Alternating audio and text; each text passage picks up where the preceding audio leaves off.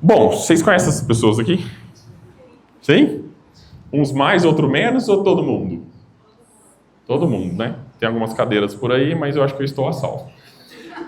Bom,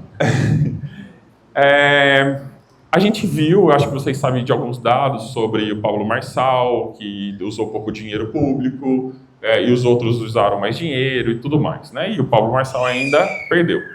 Tem vários motivos para isso, mas eu não quero nem falar das eleições de São Paulo. Eu quero falar para vocês das eleições de Franca. Eu não vou falar nenhum nome de candidato. Eu trouxe a foto deles porque eles são populares.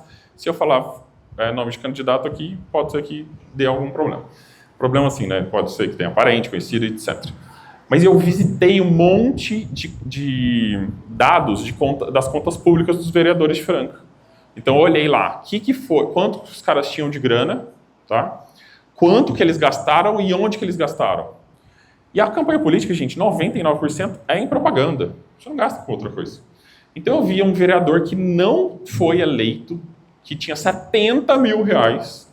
Ele gastou com aluguel de espaço, ele gastou com adesivo, com panfleto e minimamente com tráfego pago, e ele não foi eleito.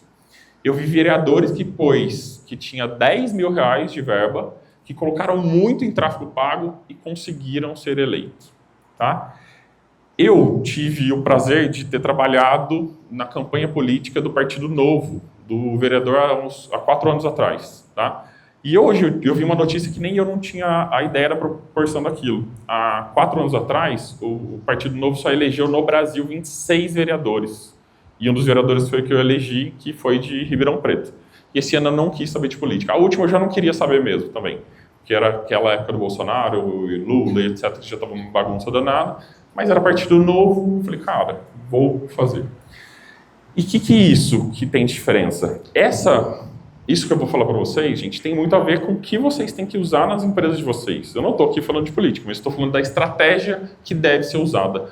O meio impresso, ele é muito útil, é extremamente útil. Eu uso muito ainda nas estratégias de vários clientes meus. Eu trabalhei em São Paulo, eu morei em São Paulo e trabalhei numa construtora que a gente tinha R$1 milhão de verba por mês. Eu tinha verba de marketing, tá? A empresa faturava 40 milhões, 30 milhões, 20 milhões, alguma coisa do tipo. E a gente usava R$200 mil de Google e Facebook, ou seja, 300 mil. Né?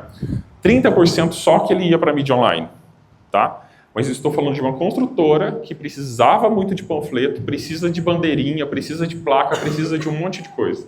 Então imagina como vereador, você tem que atingir uma população muito grande para que algumas pessoas se interessem por você.